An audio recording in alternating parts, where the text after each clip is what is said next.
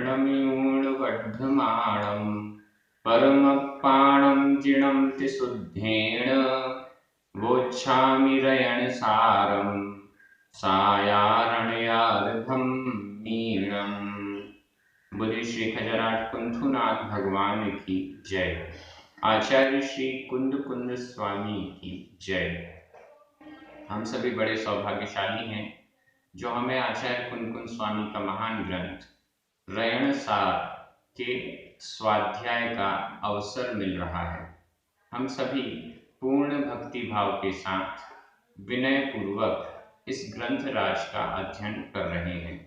आज हम दो गाथाओं का अध्ययन करेंगे, क्रमशः गाथा क्रमांक 24 और 25। इन दोनों गाथाओं का अर्थ देखते हुए एक एक शब्द को समझने का प्रयास करेंगे। ये दोनों गाथाएं किस प्रकार से दान देना चाहिए, क्या सावधानियां हमें रखनी चाहिए दान देते समय, ये हमें इन गाथाओं से समझने का मिलेगा। चलिए शुरू करते हैं। गाथा क्रमांक 24। उच्चारण। हिय हिय मिय मरणम मरणम, हिय मिय मरणम, ये पूरा एक शब्द है। हिय मिय मरणम। पाणम पाणम, निर्वज्जो सहिम निर्वज्जो सहिम, आधा जा पूरा जा, निर्वज्जो सहिम। निराउलम निराउलम, ठाणम ठाणम। शयनासन शयनासन मुवयरणम शयनासन मुवयरणम।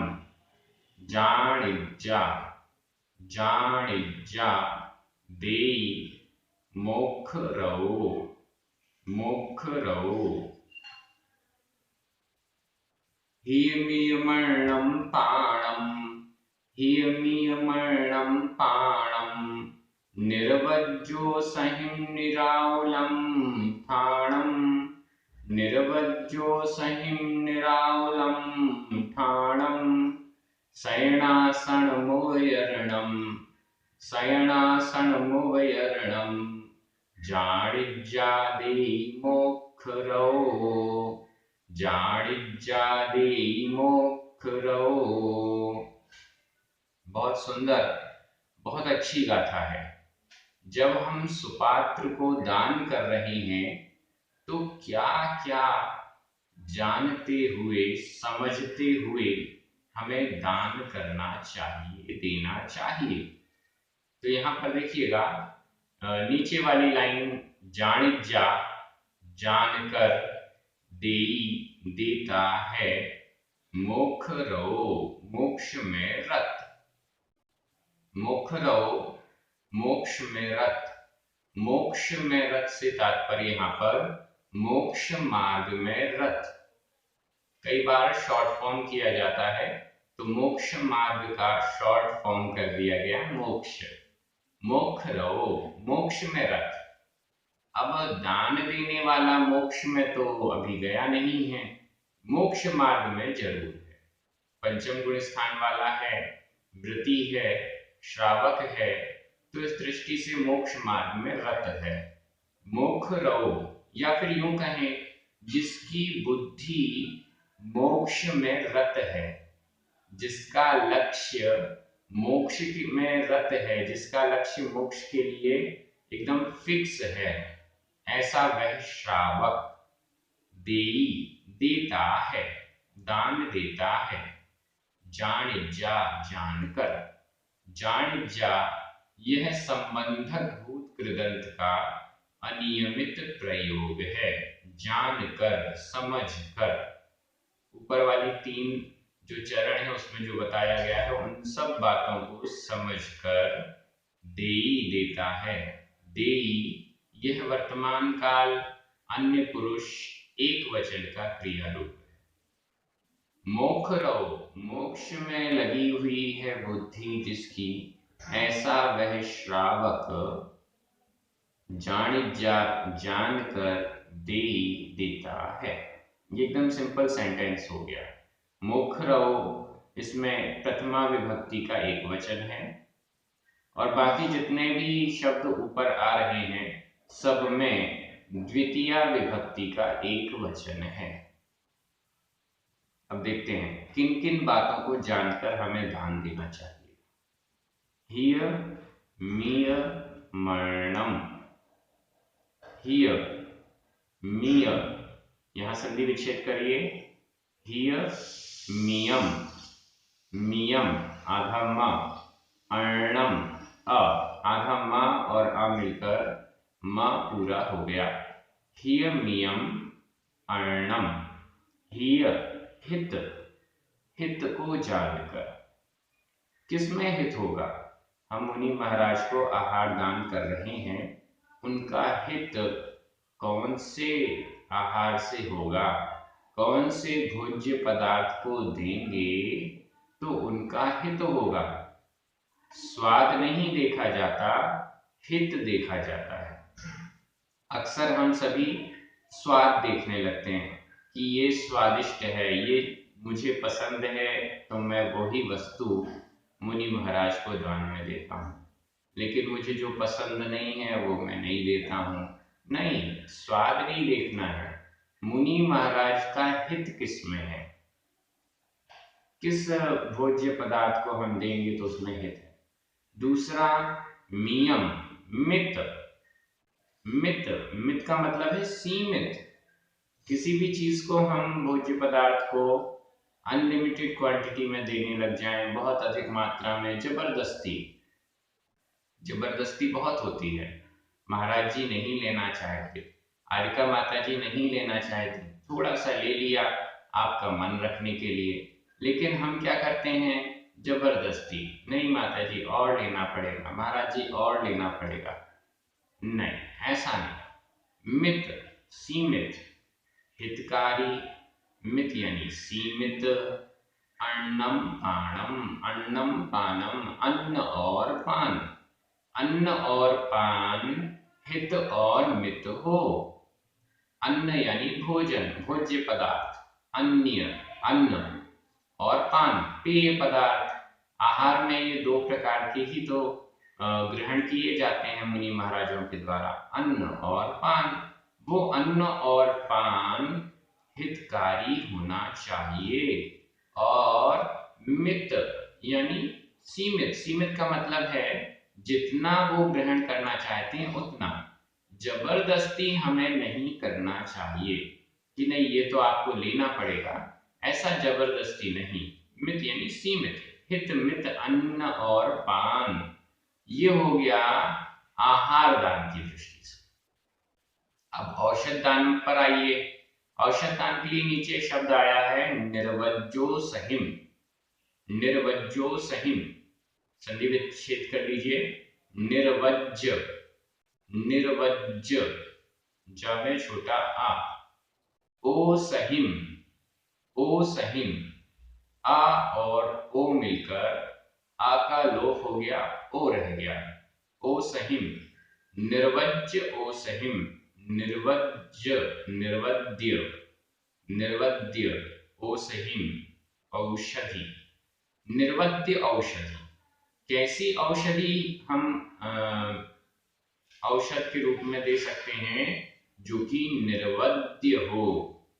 निर्वद्य का अर्थ होता है जो अवद्य से रहित है।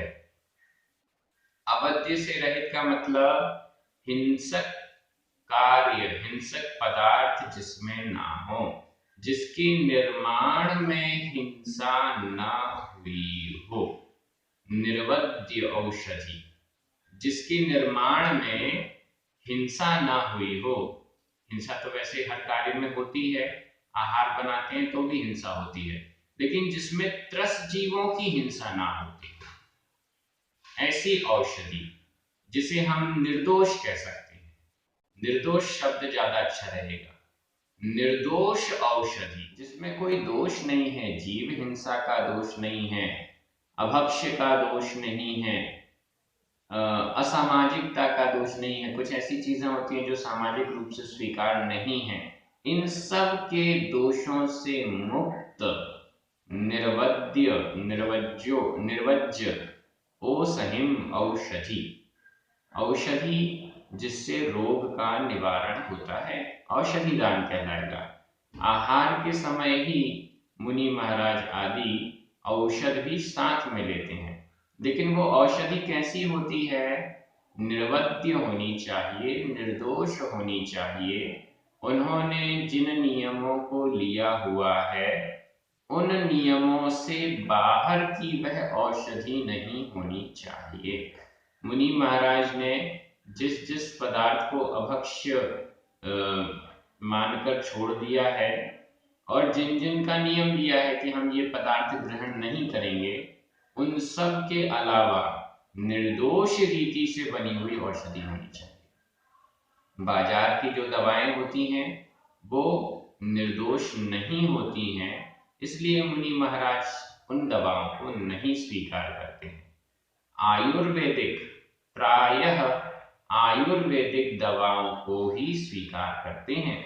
वो आयुर्वेदिक दवाएं भी यदि स्वयं बनाई गई हैं हाथ से, प्रासुक रूप से, छने हुए जल आदि का प्रयोग करके, या जो भी प्रोसेस उन दवाओं को बनाने में होती है, ऐसी प्रोसेस से बना है तो ही वे स्वीकार करते हैं।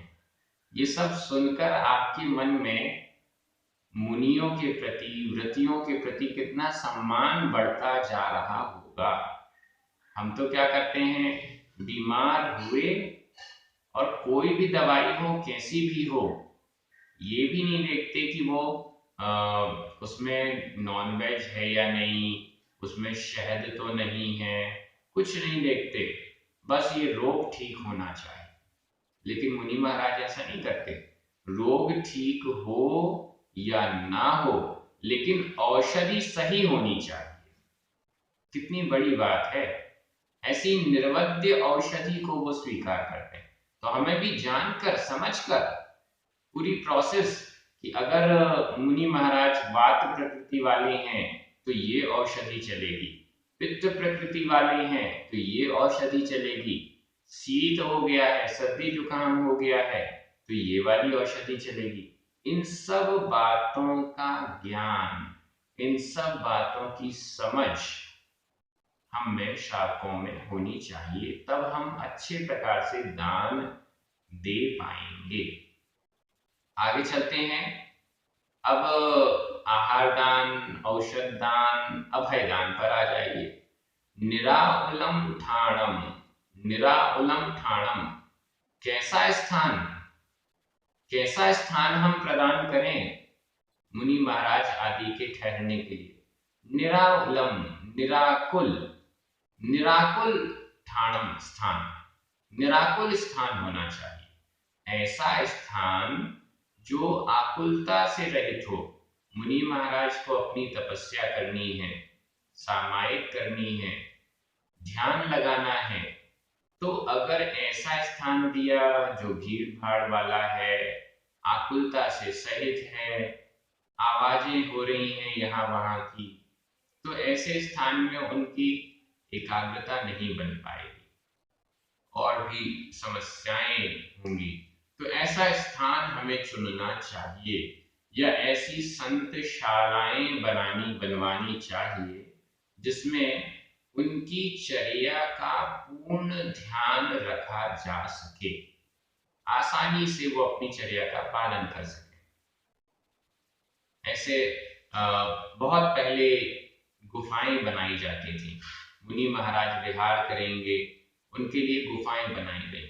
उन गुफाओं में वो बैठकर, उन गुफाओं में मूर्तियां भी, जिनेंद्र भगवान की प्रतिमाएं भी बनती थी, जिससे वहां बैठकर वो निराकुल भाव से ध्यान कर सकें, आवास की व्यवस्था उनकी हो सके। ऐसा पहले होता था। आजकल शहरों का जमाना है तो संतशालाएं बनती हैं, लेकिन उसमें भी हमें ये ध्यान रखना चाहिए, गृहस्थों की आवश्यकताएं अलग हैं, मुनियों की आवश्यकताएं अलग हैं। गृहस्थों के लिए जब हम धर्मशाला बनवाते हैं तो उसमें सबसे पहले तो बाथरूम जरूरी है। लेकिन मुनियों के लिए जब संतशाला बनती है तो उस कमरे में बाथरूम नहीं होना चाहिए, उस कमरे में एसी नहीं होना चाहिए, उस कमरे में पंखा भी ना हो, बिना पंखे के वहां पर ऐसी खिड़कियां हो कि पंखे की जरूरत ही नहीं पड़े और आराम से जब गर्मी का मौसम हो तो ठंडक बनी रहे। ऐसा कई बार मंदिरों में, राजस्थान के मंदिरों में मैंने देखा, ऐसे तलघर बनाए जाते थे जिससे कि गर्मी 40-45 डिग्री भी हो तो भी मंदिर के उस तलघर में शांति से बैठकर धर्म ध्यान किया जा सकता है। ये सारी व्यवस्थाएं पूर्व में हमारे जो पूर्वज हुए हैं उनके द्वारा की गई।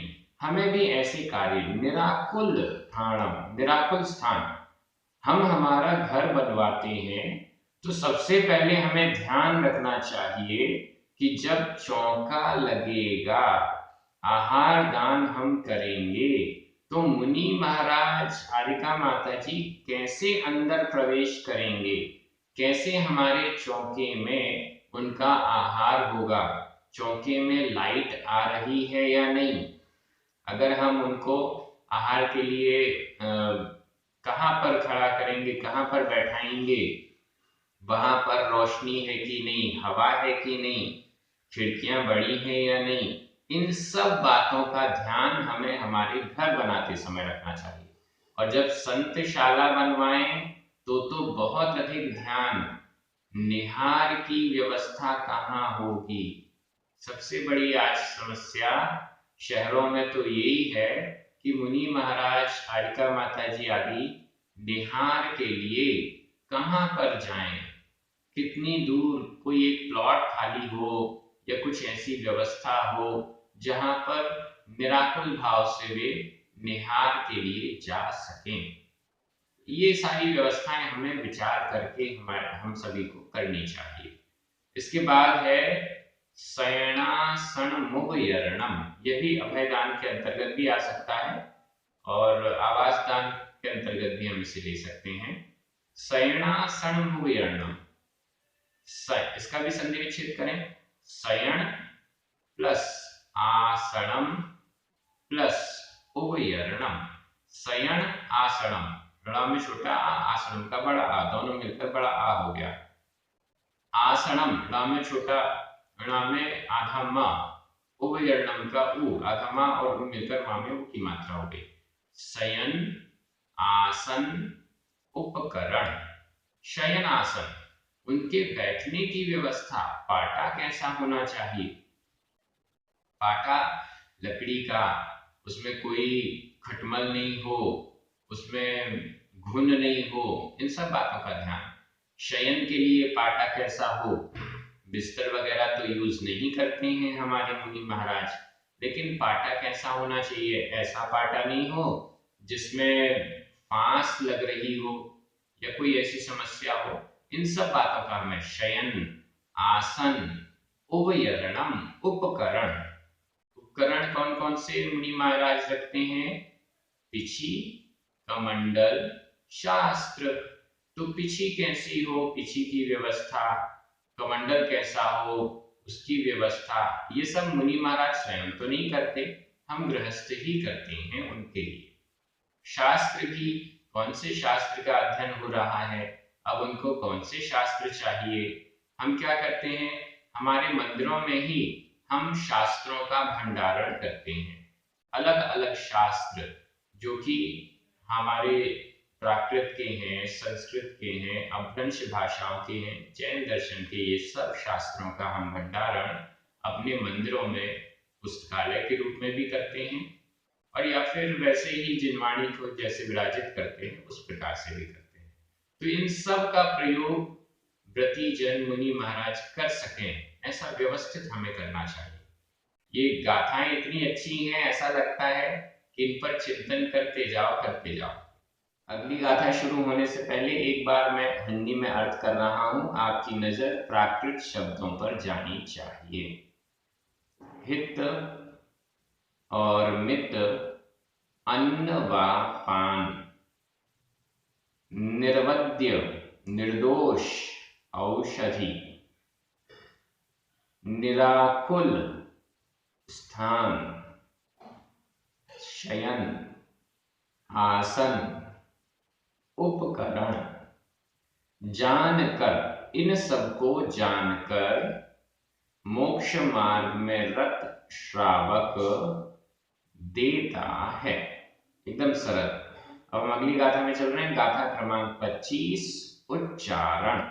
अणयाराणम, अणयाराणम, विज्जावच्चम, विज्जावच्चम, कुज्जा, कुज्जा, जहेह, जहेह, जाणिज्जा, जाणिज्जा, गब्भभ्भमेव, गब्भभ्भमेव, आधा ब भ, दो बार है। गब्भभ्भमेव, गब्भभ्भमेव, मादा, मादा, पिदु, पिदु, वा, वा, णिच्चम, णिच्चम, तहा, निरालसया, निरालसया। अणयाराणं पेज्जा, अणयाराणं पेज्जा, वच्चम कुज्जा, जहेह जाणिज्जा, वच्चम कुज्जा, जहेह जाणिज्जा, गब्भभ्भमेव मादा, गब्भभ्भमेव मादा, पिदुवाणिच्चं तहा निरालसया, पिदुवाणिच्चं तहा निरालसया। दान देने वाले हम सभी को कैसा ध्यान रखना चाहिए? बहुत सुंदर गाथा है। अणयाराणम, अणयाराणम, अनगारों की, अनगारों की, अनगारों की, अणयाराणम, अनगारों की, षष्ठी विभक्ति का बहुवचन है। अनगारों की, विज्जावच्चम, विज्जावच्चम, वैयावृत्ति, वैयावृत्ति को भी दान के अंतर्गत लिया जाता है और अलग से भी लिया जाता है। आहार दान करना भी एक प्रकार की वैयावृत्ति है, ऐसा समझ सकते हैं। वैयावृत्ति का मतलब सेवा करना। अनयाराणम, अनगारों की, गृह त्यागियों की, विज्जावच्चम, वैयावृत्ति, कुज्जा, कुज्जा, करें, कीजिए, कीजिए। यह विधि एवं आज्ञा काल में मध्यम पुरुष एक वचन में भी हो सकता है, अन्य पुरुष एक वचन में भी हो सकता है, क्योंकि यहाँ पर जो प्रत्यय जज्जा प्रत्यय लगा हुआ है ये सभी में प्रयोग में आ जाता है। कैसी वैयावृत्ति करनी चाहिए? यहाँ लिखा है जहेह, संधि विच्छेद कर लें। जह प्लस एह, जह, हमें आ, एक का ई, आ और ई मिलकर ए हो गए। जह जैसे, इह यहाँ पर, इह यहाँ पर वर्तमान में, जाणिज्जा, जानकर, जाणिज्जा, जानकर, यह संबंधक भूत कृदंत का अनियमित प्रयोग है। जह जैसे, इह यहाँ पर, जानकर, कैसे, गब्भभ्भमेव, इसका संधि विच्छेद कीजिए। थोड़ा सा कठिन शब्द है, मुझे भी लगभग आधे पौन घंटे लग गए इस शब्द को क्लियर करने में कि इसका अर्थ किस प्रकार से निकाला जाए, फिर भी सही ढंग से नहीं निकाल पा रहा हूं।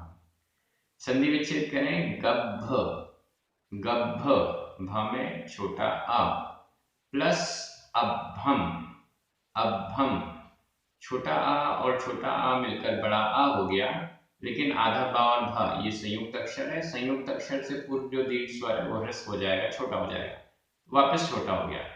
अभ्भम में आधा म और उसके बाद ए, एव के लिए, तो आधा मा और ए मिलकर मा में एक ही मात्रा हो गई।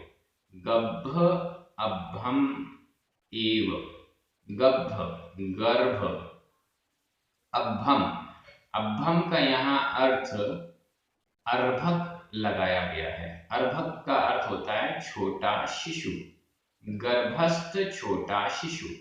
वैयावृत्ति कैसी होनी चाहिए, सेवा कैसी होनी चाहिए?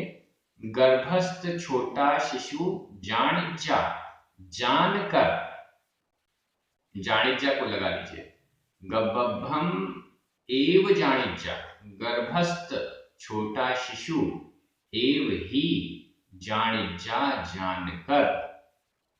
कौन उनकी सेवा करता है? मादा पितु वा, मादा माता, पितु पिता वा अथवा, जह जैसे, जह जैसे, गब्भम एव गर्भ में स्थित, अभ्भम यानी अर्भक यानी छोटा शिशु, गर्भ में स्थित छोटे शिशु के ही को ही जानिज्जा जानकर, माता पितुवा माता अथवा पिता, जह यानी जैसे उसकी सेवा करते हैं, तह तहा, मिल गया आपको तहा शब्द, वैसे उसी प्रकार, नित्यम हमेशा, निरालसया निरालसता के साथ, आलस रहित होकर, निरालस आलस से रहित, विद्या बच्चम कुज्जा, वैयावृत्ति कुज्जा, करो करें करो, वैयावृत्ति करो, करनी चाहिए, ऐसा यहाँ पर कहा जा रहा है। एकदम सरल है। थोड़ा सा अन्वय पर ध्यान दीजिए। मैं एक बार फिर से अन्वय आपके सामने रख रहा हूं। जह इह, इह जह गब्भम एव जानिज्जा, मादा पितु वा, तहा नित्यम निरालसया अणयाराणम विद्यावच्चम कुज्जा। इस लोक में, संसार में, जह जिस प्रकार गर्भ में स्थित अभ्भम शिशु को जानिज्जा जानकर, एव ही माता पितुवा माता अथवा पिता, नित्यम हमेशा, निरालस या निरालस आलस से रहित होकर, निरालसता के साथ सेवा करते हैं, तहा उसी प्रकार से, अणयाराणम अनगारों की, विद्यावच्चम कुज्जा, वैयावृत्ति करना चाहिए।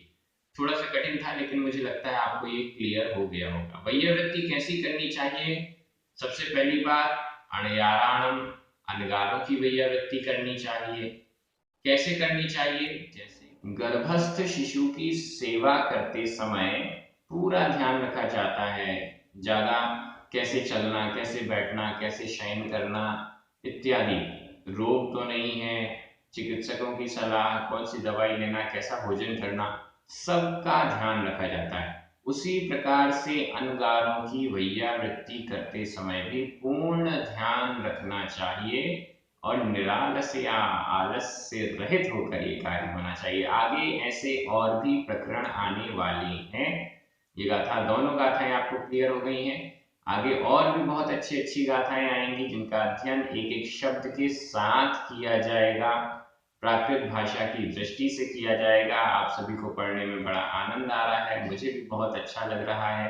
सभी को बहुत बहुत धन्यवाद, पुण्यार्जकों को धन्यवाद। सभी को जय जिनेन्द्र, चिन्वाणी माता की जय।